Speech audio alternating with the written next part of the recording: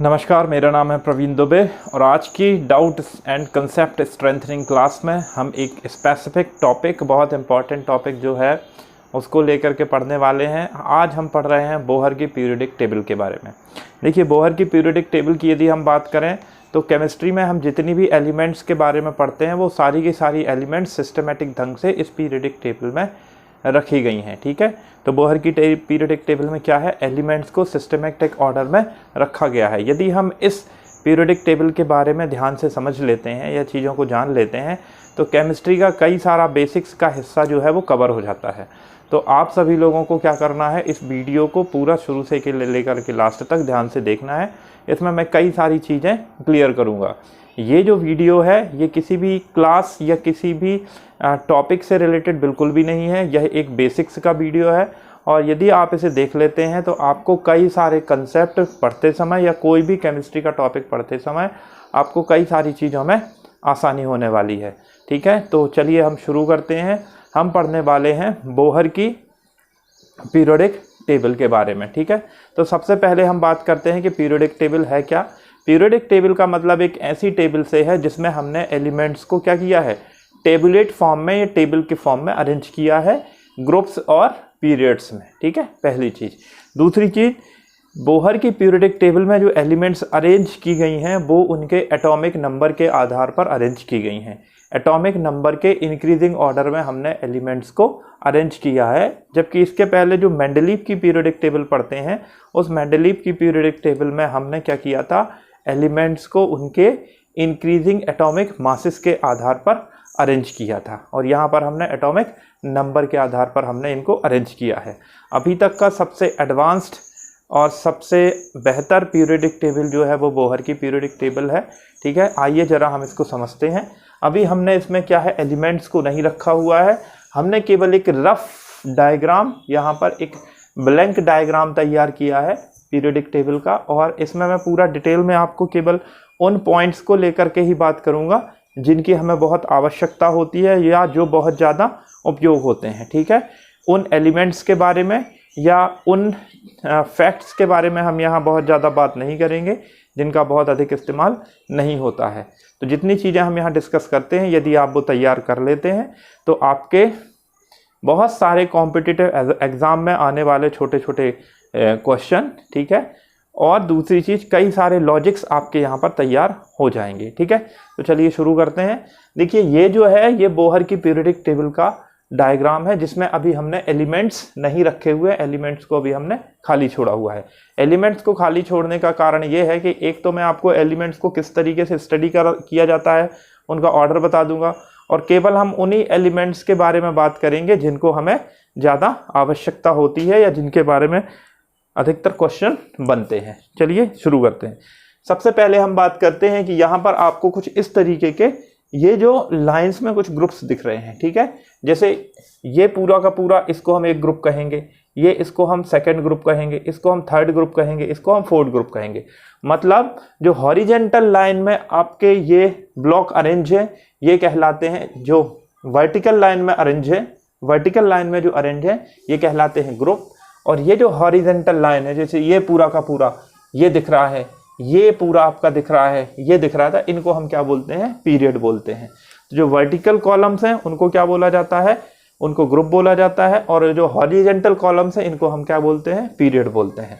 तो यदि हम ग्रुप की बात करें तो टोटल पीरियोडिक टेबल में, बोहर की पीरियोडिक टेबल में 18 ग्रुप्स होते हैं। कितने ग्रुप होते हैं, 18 ग्रुप्स होते हैं। ये आपको 1 2 3 4 5 6 ये नंबर्स मैंने यहाँ पर लिखे हुए हैं, ये सारे के सारे बोहर की पीरियोडिक टेबल के 18 ग्रुप हैं।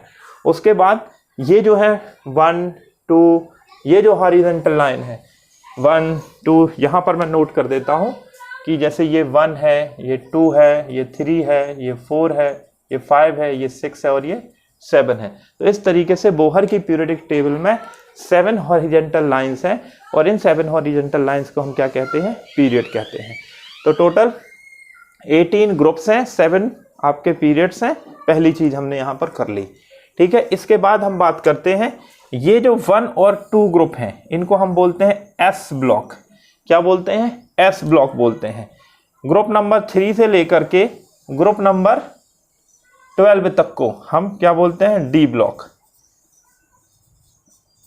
और ग्रुप नंबर 13 से लेकर के ग्रुप नंबर 18 तक को हम क्या बोलते हैं, पी ब्लॉक। क्या बोलते हैं, इसको हम बोलते हैं डी एस ब्लॉक, इसको हम बोलते हैं डी ब्लॉक और इसको हम बोलते हैं पी ब्लॉक। और ये जो आपका यहाँ पर नीचे दिखाई दे रहा है ये वाला, इसको हम बोलते हैं एफ ब्लॉक। ठीक है, तो ये भी बेसिकली ये भी क्या होता है, बोहर की पीरियोडिक टेबल का हिस्सा ही है, बट इसको हमने अलग से अरेंज किया हुआ है। ये जो एलिमेंट्स होती हैं बेसिकली, ये एलिमेंट्स आपकी यहाँ से निकाल करके यहाँ पर अरेंज करी गई हैं। इसके बारे में मैं आपको भी डिटेल में बाकी चीज़ें और बताऊंगा। ठीक है, तो सबसे पहले हमने समझ लिया ग्रुप किन्हें कहते हैं, पीरियड्स किन्हें कहते हैं, कितने ग्रुप होते हैं, कितने पीरियड्स होते हैं, एस ब्लॉक कौन से होते हैं, डी ब्लॉक कौन से होता है और पी ब्लॉक कौन से होते हैं। एस ब्लॉक, डी ब्लॉक और पी ब्लॉक का मतलब क्या है कि जब किसी भी एलिमेंट का लास्ट इलेक्ट्रॉन एस ऑर्बिटल में जाता है, तो ठीक है, जिस एलिमेंट का लास्ट इलेक्ट्रॉन एस ऑर्बिटल में जाता है तो वो एलिमेंट एस ब्लॉक एलिमेंट होती है। जिसका लास्ट इलेक्ट्रॉन डी ब्लॉक में जाता है वो डी, जिसमें लास्ट इलेक्ट्रॉन डी ऑर्बिटल में जाता है वो डी ब्लॉक, और जिसका लास्ट इलेक्ट्रॉन पी ऑर्बिटल में जाता है उसको हम पी ब्लॉक एलिमेंट कहते हैं। और जिसका लास्ट इलेक्ट्रॉन कहाँ जाता है, एफ ऑर्बिटल में जाता है, उसको हम एफ ब्लॉक एलिमेंट कहते हैं। तो ये एस, पी, डी और एफ ये क्या होते हैं, ऑर्बिटल्स होते हैं। इनके बारे में आप डिटेल में एटॉमिक स्ट्रक्चर में पढ़ोगे। अभी तो हमने केवल इतनी चीज़ें जान ली कि पीरियोडिक में एस, पी, डी, एफ क्या होते हैं। ठीक है, अच्छा, इसके बाद मैंने यहाँ पर कुछ नंबर्स भी, हर एक जो आपको ये दिख रहा है इसमें मैंने नंबर लिखे हुए हैं ऊपर की तरफ और नीचे की तरफ। जो ऊपर की तरफ नंबर लिखा हुआ है वो है उसका एटॉमिक नंबर। जो ऊपर की तरफ जो आपका मैंने ये बनाया हुआ है ब्लॉक, इस ब्लॉक में जो ऊपर की तरफ नंबर लिखा हुआ है वो है उसका एटॉमिक नंबर, और जो ये नीचे की तरफ नंबर लिखा हुआ है वो है उसका एटॉमिक मास। ठीक है, मैं फिर से रिपीट करता हूं, जैसे मैं देख रहा हूं यहाँ पर लिखा हुआ है 5 एंड 11, तो 5 क्या है, एटॉमिक नंबर है, और 11 क्या है, उसका एटॉमिक मास है। मैंने ये क्या किया है, मैंने ये केवल यहाँ पर 30 तक लिए हुए हैं। ठीक है, मैंने पूरे में नहीं लिखे हैं, 30 तक ही लिए हुए हैं। और 30 तक लेने का रीज़न ये है कि आपको भी मैक्सिमम क्या करने हैं, 30 तक ही लर्न करने हैं। 30 के बाद के कुछ स्पेसिफिक केसेस के ही लर्न करने होते हैं। सारे के एटॉमिक नंबर और एटॉमिक मास आपको जरूरी नहीं है कि हर एक एलिमेंट का एटॉमिक नंबर और एटॉमिक मास आपको याद हो, या पूरी की पूरी पीरियोडिक टेबल आपको 118 एलिमेंट तक नंबर से लर्न हो। इसकी कोई विशेष आवश्यकता नहीं होती है, ऑर्डर के थ्रू चीज़ें पूछी जाती हैं।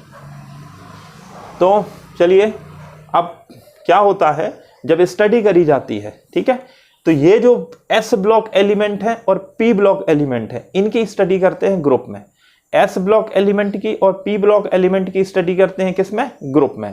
जबकि डी ब्लॉक को हम अलग तरीके से, इनकी भी स्टडी कई बार ग्रुप में की जाती है, लेकिन ग्रुप में ना करके इनकी स्टडी का कोई स्पेसिफिक पैटर्न नहीं है।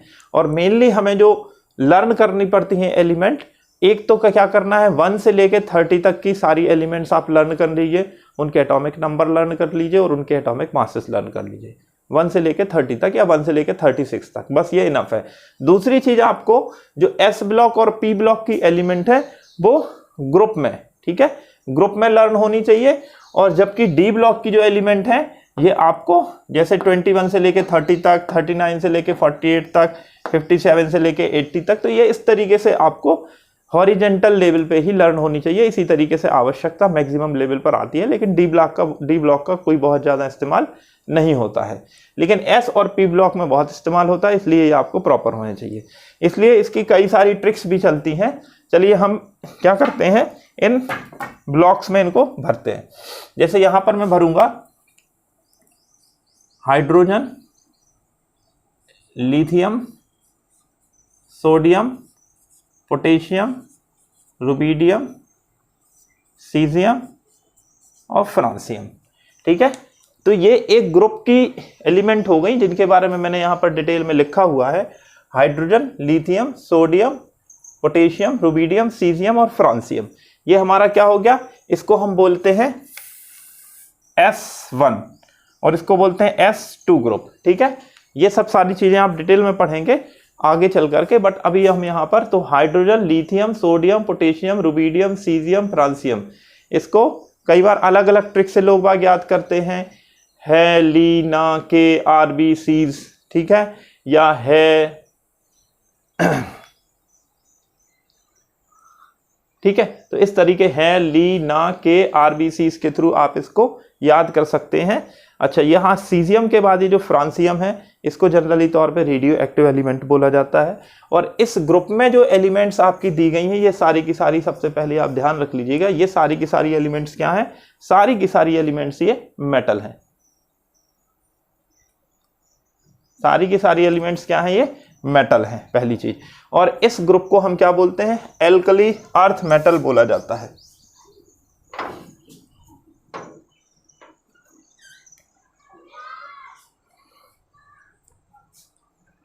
इस ग्रुप को क्या बोला जाता है? एल्कली मेटल बोला जाता है। ठीक है, एल्कली अर्थ मेटल नहीं बोला जाता है, ये फर्स्ट ग्रुप है और इस ग्रुप को एल्कली मेटल बोला जाता है। एल्कली मेटल का मतलब होता है कि ये जो एलिमेंट्स हैं ये जनरली तौर पे क्या बनाती है? बेस बनाती हैं। यदि इनके ऑक्साइड जो होते हैं बेसिक नेचर के होते हैं और उनके ऑक्साइड को यदि हम वाटर में डिसॉल्व कर दें तो उनके जो हाइड्रोक्साइड होते हैं वो क्या बनाते हैं? बेस बनाते हैं। तो इसको हम S1 एलिमेंट भी बोलते हैं, इसको हम एल्कली मेटल्स भी बोलते हैं। ये बेस बनाती है, जैसे सोडियम NaOH, सोडियम से बनने वाला जो NaOH होता है वो बहुत अच्छा बेस होता है। KOH होता है, बहुत अच्छा बेस होता है। सीजियम जो है वो सबसे ज़्यादा मेटेलिक नेचर रखने वाली एलिमेंट है। इन्हीं एलिमेंट्स का इस्तेमाल, जैसे पोटेशियम हो गया, रुबीडियम हो गया, सीजियम हो गया, इन्हीं मेटल्स का इस्तेमाल फोटो इलेक्ट्रिक सेल जिसमें हम क्या करते हैं? सनलाइट से इलेक्ट्रिसिटी बनाते हैं, उसमें इस्तेमाल किया जाता है। और इसमें इनका इस्तेमाल करने का रीज़न होता है कि इन ग्रुप्स की आयनाइजेशन एनर्जी क्या होती है? बहुत कम होती है। आयनाइजेशन एनर्जी क्या होती है? बहुत कम होती है। और उसके कारण इनके सरफेस से जब सनलाइट उस पर गिरता है तो इजीली इलेक्ट्रॉन बाहर निकल के आता है। ठीक है, तो ऐसी कंडीशन में इन्हीं ग्रुप, इसी फर्स्ट एस या एल्कली मेटल्स का ही इस्तेमाल काय के लिए किया जाता है? फोटो इलेक्ट्रिक इफेक्ट को दर्शाने के लिए या फोटो इलेक्ट्रिक सेल को बनाने के लिए किया जाता है। इसके बाद हम दूसरा ग्रुप बनाते हैं, beryllium, magnesium, calcium, strontium, barium, radium. ठीक है, ये हमने बना दिया beryllium, magnesium, calcium, strontium, barium, radium. ठीक है, इसको कई बार जो बच्चे जिस ट्रिक से याद करते हैं वो कहते हैं बेटा मांगे कार स्कूटर बाप राजी। बेटा मांगे कार स्कूटर बाप राजी। ठीक है, तो इस तरीके से इसको हम क्या बोलते हैं? S2 ग्रुप बोलते हैं। क्या बोलते हैं? S2 ग्रुप बोलते हैं। मतलब इनका लास्ट इलेक्ट्रॉन जो होता है वो S में सेकंड नंबर पे जाता है, S ऑर्बिटल में सेकंड नंबर पे जाता है। इनके बारे में जब आप 9th क्लास में एटॉमिक स्ट्रक्चर डिटेल में पढ़ेंगे तब जानेंगे, लेकिन जरूरी नहीं है कि उनको अभी आपको ऑर्बिटल्स या सारी चीज़ों की आवश्यकता हो। इसमें कई सारे इसमें ऐसे फैक्ट भी हैं जो आप जानेंगे तो आपको 8th क्लास में यदि आप हैं या 7th क्लास में हैं या 9th क्लास में हैं तो भी आपके लिए बहुत यूजफुल है। ठीक है, तो इसको हम क्या बोलते हैं? Alkali earth metal. Alkali earth metal या एल्कलाइन अर्थ मेटल हम बोलते हैं। एल्कलाइन अर्थ मेटल बोलने का रीज़न क्या है? क्योंकि ये जो मेटल्स हैं, ठीक है, एक तो ये मेटल्स हैं, दूसरा ये भी क्या बनाती हैं? बेस बनाती हैं। बट इनके बजाय इनके बेस थोड़े क्या होते हैं? वीक बेस होते हैं। ठीक है, इनके ये ज़्यादा बेसिक नेचर की होती हैं, ये कम बेसिक नेचर की होती हैं। और ये हमें कहाँ से मिलती हैं? अर्थ से मिलती हैं। जैसे आपको देख रहे होंगे मैग्नीशियम है, कैल्शियम है। कैल्शियम का और क्या होता है? लाइमस्टोन होता है, CaCO3 उसका फॉर्मूला होता है आपका। ठीक है, और उसी से हम क्या बनाते हैं? CaO क्विक लाइम बनाते हैं। लाइमस्टोन वगैरह का यूज कैल्शियम इंडस्ट्री में बहुत, आपका ये सीमेंट इंडस्ट्री में बहुत ज़्यादा होता है। ठीक है, तो इस तरीके ओर्स कहाँ से मिलते हैं? आपको अर्थ से मिलते हैं, इसलिए इनको एल्कलाइन अर्थ मेटल बोला जाता है। और इस तरीके से ये हमारा S ब्लॉक एलिमेंट की बात कर ली। फ्रांसियम और रेडियम हमारी यहाँ पर क्या है? रेडियो एक्टिव एलिमेंट है। ओके, चलिए अब हम जरा D ब्लॉक को अभी हम यहाँ पर छोड़ते हैं और हम P ब्लॉक पर आते हैं। ठीक है, S ब्लॉक और P ब्लॉक को की एलिमेंट्स को मिला करके ही रिप्रेजेंटेटिव एलिमेंट्स बोला जाता है। रिप्रेजेंटेटिव एलिमेंट्स क्यों बोला जाता है S ब्लॉक और P ब्लॉक को? क्योंकि इनकी एक एलिमेंट सारे के सारे ग्रुप की प्रॉपर्टी को रिप्रेजेंट करती है। ठीक है, तो रिप्रेजेंटेटिव एलिमेंट किन्हें कहते हैं? S ब्लॉक की एलिमेंट को, और P ब्लॉक की एलिमेंट को हम क्या कहते हैं? रिप्रेजेंटेटिव एलिमेंट कहते हैं। क्योंकि इनकी एक एलिमेंट सारे के सारे ग्रुप की मैक्सिमम प्रॉपर्टीज को रिप्रेजेंट करती है, इसलिए हम इनको रिप्रेजेंट, डी ब्लॉक में ऐसा नहीं होता है, ठीक है, इसलिए डी ब्लॉक को रिप्रेजेंटेटिव नहीं बोला जाता है, एस ब्लॉक और पी ब्लॉक को बोला जाता है।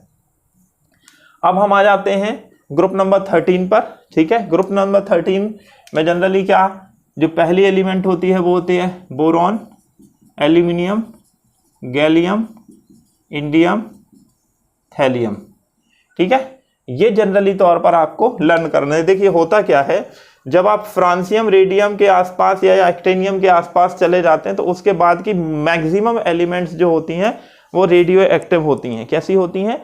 रेडियो एक्टिव एलिमेंट्स होती हैं।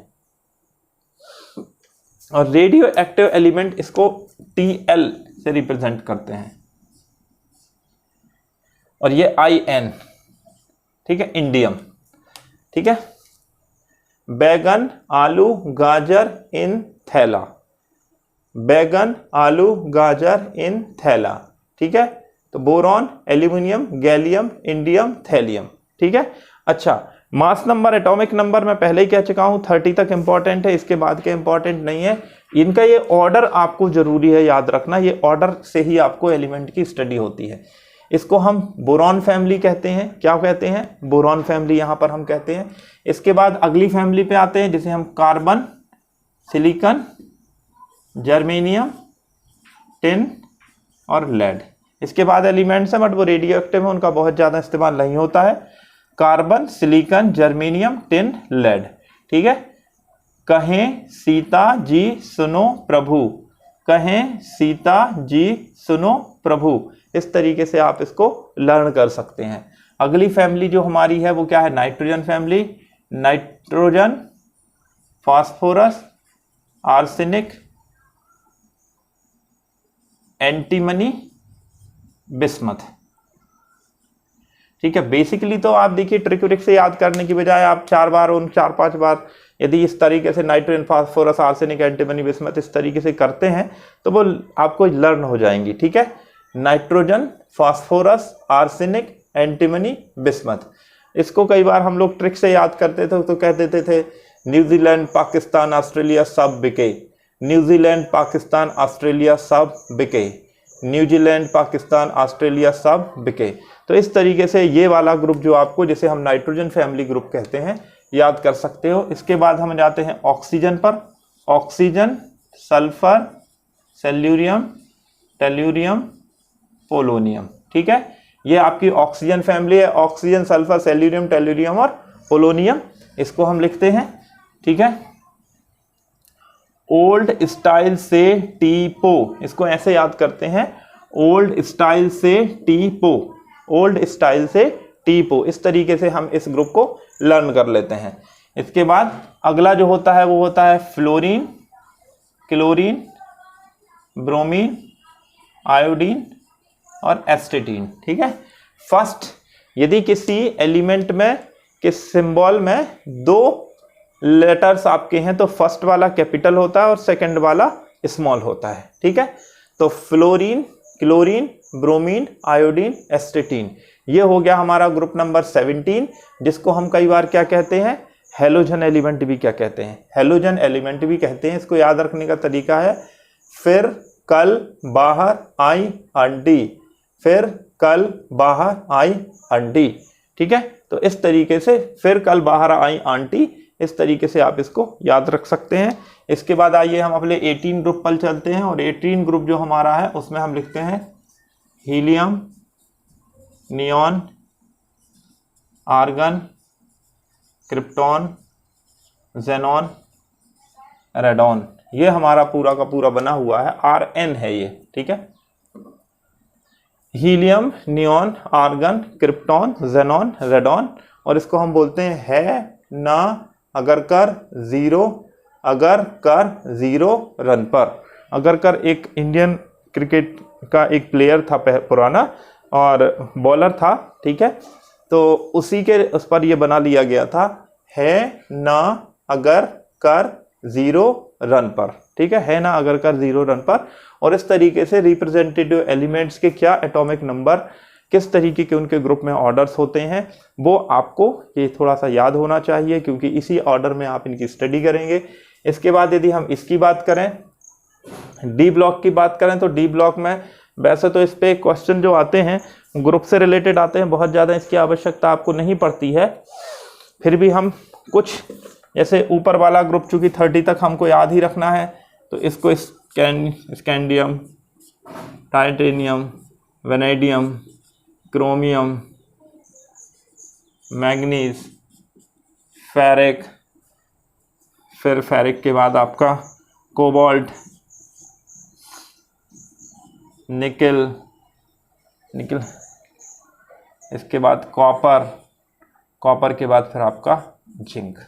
ठीक है, तो ये हमारा scandium, titanium, vanadium, chromium, manganese, ferric, cobalt, निकल, कॉपर, जिंक, और जिंक के बाद gallium, germanium, arsenic, antimony, bromine वगैरह वगैरह, इस तरीके से सेल्यूरियम, नॉट एंटीमनी, सेल्यूरियम, ब्रोमीन, और ये आपका क्रिप्टॉन। 36 तक यदि आप एटॉमिक नंबर लर्न कर लेते हैं तो ये आपके लिए बहुत हेल्पफुल रहेगा। इसके बाद भी इन ऑर्डर को भी कई अलग अलग ट्रिक्स के थ्रू याद कराया जाता है, बट इनकी बहुत ज़्यादा अधिक आवश्यकता आपको पड़ती नहीं है। ठीक है, यहाँ पर आप एक काम कर सकते हैं, जिंक हो गया, कैडमियम हो गया और मरकरी। ठीक है, सबसे पहले तो इन तीनों को आपको ध्यान रखना है, जिंक, कैडमियम और मरकरी। इन तीनों को इसलिए ध्यान रखा जाता है क्योंकि यहाँ से आपकी डी ब्लॉक शुरू होता है और यहाँ पर आपका डी ब्लॉक एंड होता है। और होता क्या है कि डी ब्लॉक की जो मैक्सिमम एलिमेंट हैं उनको क्या बोला जाता है, उनको बोला जाता है ट्रांजिशन एलिमेंट। लेकिन जिंक, कैडमियम और मरकरी को ट्रांजिशन एलिमेंट नहीं बोला जाता है। ठीक है, जिंक, कैडमियम और मरकरी ट्रांजिशन एलिमेंट की कैटेगरी में नहीं आती हैं। अब क्यों नहीं आती हैं? तो ट्रांजिशन एलिमेंट की जो डेफिनेशन है वो ये होती है कि यदि उनका वैलेंसी शेल, ठीक है, जो अंदर वाला सेल होता है आपका 3d ऑर्बिटल वाला, वो उनके ऑक्सीडेशन नंबर की स्टेट में या फिर किसी भी स्टेट में यदि ब्लैंक होता है, तो ऐसी एलिमेंट्स डी ब्लॉक की जिनका डी ब्लॉक कहीं ना कहीं किसी ना किसी केस में ब्लैंक यदि होगा तो उनको हम ट्रांजिशन एलिमेंट कहते हैं। और जिंक, कैडमियम और मरकरी के साथ ये कंडीशन फॉलो नहीं होती है, इसलिए ये डी ब्लॉक एलिमेंट तो हैं लेकिन उसके बावजूद भी आपकी ये क्या है, ट्रांजिशन एलिमेंट नहीं है। अच्छा, एक और टर्म यूज़ किया जाता है जिन्हें हम कहते हैं रेडियो एक्टिव एलिमेंट। तो रेडियो एक्टिव एलिमेंट का मतलब क्या है? देखिए, कुछ एलिमेंट्स ऐसी होती हैं कि उनका जो न्यूक्लियस होता है, उनका न्यूक्लियस स्टेबल नहीं होता है, उनके न्यूक्लियस से अल्फा, बीटा, गामा रेडिएशंस निकलती रहती हैं। ऐसा क्यों होता है? क्योंकि होता क्या है कि उनका जो मास होता है वो मास बहुत ज़्यादा होने के कारण अनबैलेंस्ड होकर के न्यूक्लियस ब्रेक होकर के अल्फा, बीटा, गामा रेडिएशन निकालता रहता है। तो ऐसे एलिमेंट्स जिनसे अल्फा, बीटा, गामा रेडिएशंस निकलती रहती हैं, हम उनको क्या कहते हैं? उनको ही हम रेडियो एक्टिव एलिमेंट्स कह देते हैं। और जनरली आपका जैसे फ्रांसियम है, रेडियम है, यहाँ से आपका 82 के बाद से जनरली तौर पर देखा जाता है कि कई सारी elements radio active nature show करने लगती हैं। और रेडियो एक्टिव नेचर जब उनका ख़त्म हो जाता है तो वो उनका एटॉमिक नंबर और एटॉमिक मास दोनों ही अफेक्टेड होकर के नॉन रेडियो एक्टिव एलिमेंट तक पहुंच जाता है। ठीक है, इसके बाद हमने एस ब्लॉक की बात कर ली, हमने पी ब्लॉक की बात कर ली, हमने डी ब्लॉक की बात कर ली। ये एफ ब्लॉक है और एफ ब्लॉक को बेसिकली ये आप देख रहे हैं लॉरेंसियम और ये आपका लेंथेनम और यहाँ पर आपका एक्टेनम। तो लेंथेनम से चूंकि ये स्टार्ट होता है इसलिए हम इसको लेंथेनाइट सीरीज कहते हैं, और ये एक्टिनियम से स्टार्ट होता है इसलिए हमको एक्टेनाइट सीरीज कहते हैं। तो लेंथेनाइट जो सीरीज है उसकी जो देखिए उसको क्या शुरू कहाँ से हुई है, ये लेंथेनम से, और ये कहाँ से चालू हुई है, एक्टिनियम से। इसलिए हम ये सीरीज का फर्स्ट मेंबर आपका लेंथेनम नहीं होगा, ये क्या है आपका सीरियम है और ये थोरियम है। तो यहाँ से स्टार्ट होता है, लास्ट मेंबर क्या होता है, ल्यूटेटियम और लॉरेंसियम। तो ये आपको ध्यान रखना है, चूंकि इनके फर्स्ट मेंबर जहाँ से स्टार्ट होती है तो ये लेंथेनम और ये एक्टेनम, इसलिए ये लेंथेनाइट कहलाते हैं और ये एक्टेनाइट कहलाते हैं। और हमें 14 एलिमेंट होती हैं, यदि हम इसको और इसको मिलाएं तो टोटल 15 हो जाएंगी। इसलिए आपका जो फर्स्ट मेंबर है यहाँ पर क्या सीरियम होता है और यहाँ पर थोरियम होता है, लास्ट मेंबर यहाँ ल्यूटेटियम होता है और यहाँ पर लॉरेंसियम होता है। ये चीज़ आपको यहाँ पर ध्यान रखनी है। अच्छा, अगली चीज हम बात करेंगे यहाँ पर जो एस ब्लॉक है, ये पूरी की पूरी क्या है, मेटल्स हैं। जो डी ब्लॉक है वो पूरी की पूरी क्या है, मेटल्स हैं। जो आपका एफ ब्लॉक है वो भी पूरा का पूरा क्या है, मेटल्स है। केवल और केवल आपके पी ब्लॉक के अंदर मेटल्स भी पाए जाते हैं, नॉन मेटल्स भी पाए जाते हैं और मेटालॉइड्स भी पाए जाते हैं, और इसी के अंदर इनर्ट गैसेस भी पाए जाते हैं। तो आइए जरा सबसे वैरायटी वाले हम पी ब्लॉक की बात कर लेते हैं। देखिए पी ब्लॉक में हम क्या करते हैं, यहां से इसको एक ऑर्डर बनाते हैं।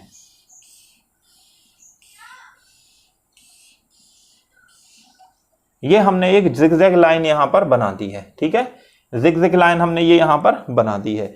यदि हम इस पूरे के पूरे पीरियोडिक टेबल को केवल दो पार्ट में बांटना चाहते हैं, मेटल और नॉन मेटल में, तो इस लाइन के इस तरफ का जितना हिस्सा है, इस जिगजैग लाइन के इस तरफ का जितना हिस्सा है वो क्या है, मेटल होती है, और उस तरफ का जो हिस्सा है वो क्या होती है, नॉन मेटल होती है। ये तब की बात है जबकि हम मेटालॉइड में नहीं तोड़ रहे हैं, इनर्ट गैसेस में नहीं तोड़ रहे हैं। यहां जितनी है सारी की सारी मेटल्स हैं, इस लाइन के उस तरफ जितनी है सारी की सारी आपकी नॉन मेटल्स हैं। लेकिन इसके साथ साथ हम एक दूसरी कैटेगरी भी यहां पर तैयार कर लेते हैं, ये देखते हैं।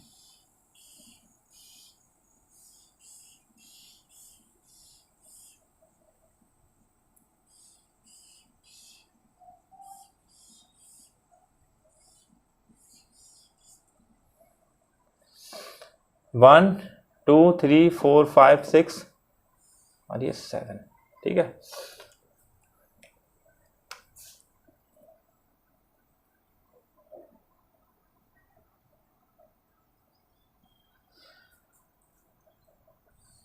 इस जिगजैग लाइन, देखो हमने क्या किया था, बोरॉन के यहां से जिगजैग लाइन खींची थी, बोरॉन, फिर सिलिकॉन के नीचे, फिर इसके आर्सेनिक के नीचे टेल्यूरियम और एंटीमनी, ठीक है। उसके उस तरफ जो था वो मेटल था, उसके इस तरफ तो जो है वो नॉन मेटल था।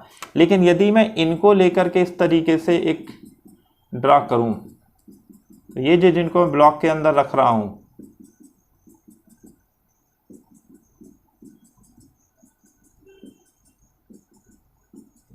ठीक है, ये जो मैंने ब्लॉक के अंदर कुछ एलिमेंट्स रखे हुए हैं, इन एलिमेंट्स को हम क्या कहते हैं, मेटालॉइड कहते हैं। क्या कहते हैं, मेटालॉइड कहते हैं।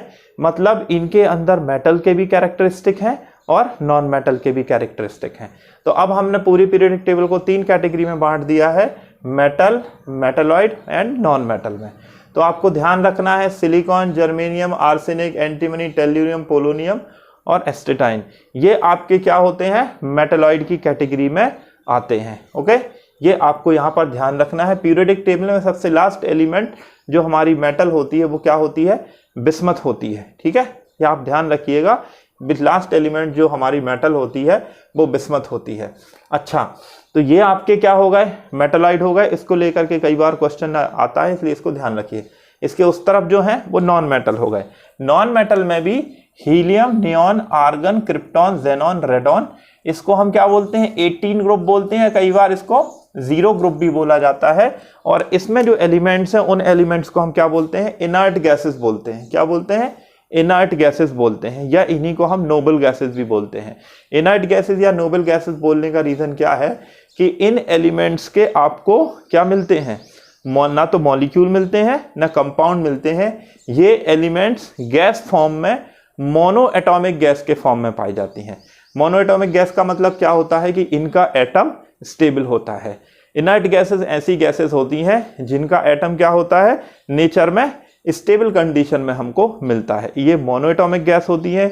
इन्हीं के बेस पर हम किसी एटम की स्टेबिलिटी को डिफाइन भी करते हैं। हम कहते हैं कि कोई भी एटम अपने इलेक्ट्रॉनिक कॉन्फ़िगरेशन को नियरेस्ट इनर्ट गैस के इलेक्ट्रॉनिक कॉन्फ़िगरेशन के जैसा बनाने के लिए जितने इलेक्ट्रॉन डोनेट करता है या गेन करता है, वही क्या कहलाती है, उसकी वैलेंसी कहलाती है। ठीक है, तो इनर्ट गैसेस कहलाती हैं ये helium, neon, argon, krypton, xenon, radon. इनको आप ध्यान रखिएगा। इनके ये किस फॉर्म में पाई जाती हैं, मोनो एटॉमिक फॉर्म में पाई जाती हैं और गैसेस के फॉर्म में पाई जाती हैं। ठीक है, तो ये क्वेश्चन कई बार बनता है। इसके अलावा तो ये हमने बात कर ली, मेटल्स क्या है, नॉन मेटल्स क्या है, मेटालॉइड्स क्या है और इनर्ट गैस क्या है। चलिए अब हम बात करते हैं पूरी की पूरी पीरियोडिक टेबल में सॉलिड क्या है, लिक्विड क्या है और गैस क्या है। तो सबसे पहले हम बात करते हैं मेटल के अंदर। तो मेटल के अंदर स्टैंडर्ड टेम्परेचर की बात कर रहे हैं। स्टैंडर्ड टेम्परेचर जब भी लिया जाता है तो वो लिया जाता है 0 डिग्री सेल्सियस या 273 केल्विन। इस टेम्परेचर पर जो मरकरी आपका है, ये दिखाई दे रहा है, मरकरी आपका ऐसा मेटल है जो लिक्विड कंडीशन में पाया जाता है। मरकरी आपका कैसा मेटल है? लिक्विड कंडीशन में पाया जाता है। ठीक है, मरकरी का आप एक काम और करिएगा, मरकरी का मास आप याद रखिएगा, ये होता है 200। ठीक है, कई क्वेश्चंस में मरकरी के मास को लेकर के कई क्वेश्चन आते हैं, कभी न्यूमेरिकल्स में इसको यूज किया जाता है। तो मरकरी का मास, ठीक है, बहुत हैवी डेंस मटेरियल होता है, लिक्विड कंडीशन में प्रेजेंट होता है, और हैवी डेंसिटी के कारण हम इसको क्या करते हैं, बैरोमीटर वगैरह में हम इसको इस्तेमाल भी करते हैं। ठीक, तो मरकरी पाई जाती है स्टैंडर्ड टेम्परेचर पर। इसके अलावा हम बात करें, क्या कोई और एलिमेंट ऐसी हैं जो लिक्विड कंडीशन में पाई जाती हैं? जी हाँ, सीजियम, जो ये दिखाई दे रही है सीजियम, और ये दिखाई दे रही है आपकी गैलियम। ठीक है, सीजियम और गैलियम ऐसी दो एलिमेंट हैं जिनको 30 डिग्री सेल्सियस के आसपास, 30 डिग्री सेल्सियस से थोड़ा सा ऊपर गर्म करने पर ये क्या कर जाती हैं, मेल्ट कर जाती हैं। कई बार क्वेश्चन आता है कि कौन सी ऐसी एलिमेंट है जो हाथ में रखने पर मेल्ट कर जाती है। ठीक है, मरकरी तो ऑलरेडी लिक्विड स्टेट में रहती है, सीजियम और गैलियम को हमने हाथ पे रखा तो मेल्ट कर जाएगी। ठीक है, या रूम टेम्परेचर पर मेल्ट कर जाती है। तो सीजियम एंड गैलियम क्यों? क्योंकि इनके जो मेल्टिंग पॉइंट होते हैं वो 30 से 33 डिग्री सेल्सियस के बीच में होते हैं। अब हमारे हाथ का टेम्परेचर नॉर्मली कितना होता है, 36 के आसपास होता है, क्योंकि बॉडी का टेम्परेचर 36 डिग्री सेल्सियस के आसपास होता है। क्यों? और वो थर्मोस्टेट मेंटेन करता है। तो जब हम इनको हाथ क्या करेंगे, जब हम इनको हाथ में लेंगे तो ये हमारे हाथ में मेल्ट कर जाएंगे। तो रूम टेम्परेचर पर 3 एलिमेंट्स ऐसी हैं जो लिक्विड कंडीशन में पाई जाएंगी, नॉन मेटल्स ऐसी हैं। अब नॉन मेटल ऐसी बात करते हैं कि कौन सी नॉन मेटल है जो लिक्विड कंडीशन में पाई जाती है। तो एकमात्र नॉन मेटल ऐसी है जिसे हम कहते हैं ब्रोमीन, और ब्रोमीन क्या होती है, स्टैंडर्ड टेम्परेचर पर लिक्विड कंडीशन में पाई जाती है। तो पूरी पीरियोडिक टेबल में 2 elements present in liquid state at standard temperature, but 4 element present in liquid state at room temperature. ठीक है, चलिए ये हमने बात कर ली। इसको बात करने के बाद मेटल की हमने बात कर ली, नॉन मेटल की, लिक्विड की बात कर ली। अच्छा, गैसेस की बात कर लेते हैं। तो एक तो ये 5 आपकी 6 इनर्ट गैसेस गैस कंडीशन में पाई जाती हैं। इसके बाद यदि हम बात करें तो ऑक्सीजन, नाइट्रोजन, फ्लोरीन, क्लोरीन, 1 2 3 4 ये हो गई आपकी, और एक आपकी हाइड्रोजन। ये 5 एलिमेंट्स ऐसी हैं जो डाई एटॉमिक फॉर्म में गैसेस जैसे N2, O2, F2, Cl2, H2 इस कंडीशन। तो टोटल 11 एलिमेंट्स हमारी गैसियस स्टेट में पाई जाती हैं। बाकी आपका पूरा का पूरा 2 एलिमेंट्स आपकी लिक्विड पाई जाती हैं। बाकी अदर एलिमेंट्स जो नेचर में एग्जिस्ट करती हैं वो सॉलिड स्टेट में हमें मिलती हैं। ओके, अच्छा, कुछ एलिमेंट्स ऐसी हैं जिनके कंपाउंड भी हमें नेचर में नहीं मिलते हैं। एलिमेंट्स देखिए, एलिमेंट्स जनरली तौर पर हमको नेचर में कंपाउंड के फॉर्म में मिलती हैं, बट रेडियो एक्टिव एलिमेंट्स जो नीचे की हैं, इनमें से बहुत सारी एलिमेंट्स को हमने क्या किया है, लेबोरेटरी में ही बनाया है, क्योंकि नेचर में इनका ना तो हमें एलिमेंट या एटम तो मिलना तो दूर की बात, हमें इनका कंपाउंड भी नहीं मिलता है। ठीक है, तो इनको हमने क्या किया है, डिस्कवर नहीं किया है, इनको हमने लेबोरेटरी के अंदर इन्वेंटेड किया है। और ये जो ऑर्डर है ये 92 के बाद से मैक्सिमम एलिमेंट्स ऐसी हैं जो नेचर में, खैर एग्जैक्ट नंबर तो मुझे नहीं पता है, बट ये आपको ध्यान रखना है कि कुछ एलिमेंट्स आपकी नेचर में एग्जिस्ट नहीं करती हैं, उनको हमने लेबोरेटरी में ही क्या किया है, इन्वेंटेड किया हुआ है। ठीक है, तो ये जो आइडिया है इसको आपको रखना है, ध्यान रखना है, क्योंकि इसके बारे में आपसे कई बार क्वेश्चन पूछे जाते हैं। एस ब्लॉक क्या है, पी ब्लॉक क्या है, डी ब्लॉक क्या है। अच्छा, इसके बाद हम आते हैं ऊपर, हमने एक टेबल यहाँ पर बनाई हुई है, ये टेबल क्या है इसको और समझ लेते हैं। देखिए क्या था, बोहर की पीरियोडिक टेबल आने के पहले मेंडलीव ने एक पीरियोडिक टेबल दी थी जो कि एटॉमिक मास पे बेस्ड थी, और ये एटॉमिक नंबर पे बेस है। बोहर ने भी अपने कुछ ग्रुप्स और सब ग्रुप्स बनाए थे, और उन्हीं ग्रुप्स और सब ग्रुप्स का यूज यदि हम देखा जाए तो बहुत हद तक हमें इसमें भी देखने को मिलता है। इसलिए क्या था कि बोहर के और मेंडलीव के जो ग्रुप और सब ग्रुप थे वो उनकी एलिमेंट लगभग मैच कर रहे थे। तो ऐसी कंडीशन में कई बार क्वेश्चन आ जाता है कि रोमन नंबर में ग्रुप का नंबर किसने दिया था, बोहर ने दिया था, और नॉर्मल जो आपकी डिजिट है, सॉरी रोमन नंबर में दिया था आपने किसने, मेंडलीव ने, और नॉर्मल डिजिट में दिया था किसने, बोहर में। तो दोनों का कनेक्शन भी पूछ लिया जाता है कई बार कि ग्रुप नंबर 14 जो है मेंडलीव के हिसाब से वो कौन सी है, या नॉर्मली पूछ लिया जाता है कि ग्रुप नंबर 14 का रोमन ऑर्डर क्या होता है, या नॉर्मली आपसे क्वेश्चन पूछ लिया जाएगा फर्स्ट बी कौन सा ग्रुप होता है या थर्ड बी कौन सा ग्रुप होता है। तो इसमें आपको बहुत अधिक याद करने की आवश्यकता नहीं है, मैं एक तरीका आपको बता देता हूं, उससे आपको काफी सहूलियत हो जाएगी। देखिए मैंने क्या किया हुआ है, मेंडलीव जो था, मेंडलीव ने क्या किया था, पीरियोडिक टेबल को 8 ग्रुप्स में डिवाइड किया था और हर ग्रुप को उसने क्या किया था, 1 से लेकर के 7 तक के जो ग्रुप थे उनको 2A और B सब ग्रुप में बांट दिया था, और जो 8th ग्रुप था उसको 3 पार्ट में बांटा तो था बट उसको ABC नाम नहीं दिया था। तो उस आधार पर जैसे हम देखें कि पहला ग्रुप है उसको मेंडलीव ने A और B में बांटा था, दूसरे को A और B में बांटा था, इस तरीके से 7 ग्रुप को A B में बांट दिया था। तो मेंडलीव के ग्रुप में और इस ग्रुप में क्या कनेक्शन है, जैसे मान लीजिए हमने आपसे कहा कि बोहर में जो 15वां ग्रुप है वो मेंडलीव के हिसाब से कौन सा ग्रुप होगा, या रोमन के हिसाब से कौन सा ग्रुप होगा। तो यदि आपको वो निकालना है तो आप इस ऑर्डर को देख लीजिए। मैंने क्या किया है, यहाँ A और B लिखा है, यहाँ 1 2 3 4 5 6 7 लिखा हुआ और यहाँ 8th अलग से लिख दिया है, ठीक है, क्योंकि 8th में ABC का कोई क्लासिफिकेशन नहीं था। ठीक, अब हम यहाँ पर क्या करते हैं, हम यहाँ पर देखते हैं, मैंने लिखा है, यहाँ से मैंने चालू करी 1 2 और फिर मैं नीचे आ गया 3 4 5 6 7 8 9 10। मैं फिर से रिपीट कर रहा हूँ 1 2 फिर नीचे 3 4 5 6 7 8 9 10, फिर उसके बाद 10 के बाद में चला तो 11 12 13 14 15 16 17, कहाँ तक चला गया मैं, 17 तक। इसका मतलब ये है कि जो 18 ग्रुप है उसका मेंडलीव के रोमन नंबर में कोई नाम नहीं था, तो उसको क्या बोला गया था, 0 ग्रुप बोला गया था। सबसे पहली चीज 18 ग्रुप को 0 बोला गया था। 8 9 10 जो हैं, 8 9 10 का कोई भी A या B टाइप का कोई नाम नहीं था, तो ये आपको ध्यान रखना है। बाकी ग्रुप नंबर जो 1 है, ये दिखा रहा ना ग्रुप नंबर 1, इसका रोमन में क्या नाम होगा, फर्स्ट A। जो ग्रुप नंबर 2 है इसका क्या नाम होगा, 2 है, 2 का क्या नाम होगा, सेकंड A। जो 2 नंबर है उसका क्या नाम होगा, सेकंड A। इसके बाद जो 3 नंबर है उसका क्या नाम होगा, थर्ड B। 5th नंबर है, 5th B।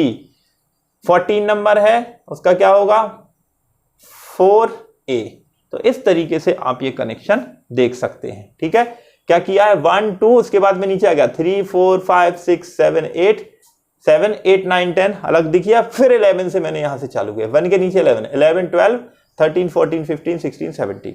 ओके, तो इस तरीके से आप मेंडलीव और करंट के ऑर्डर को ध्यान में रख सकते हैं। अच्छा, इसके बाद अब जो IUPAC है, IUPAC ने जो नया पैटर्न सेट किया है रोमन का, उसमें IUPAC ने क्या कर दिया है, सीधा सेट कर दिया है। First A, second A, third A, 4A, 5th A, 6th A, 7th A, 8th A, 9th A, 10th A, इस तरीके से वो नॉर्मल उसने पहले वो A पर गया है और फिर जा करके B पर चला गया है।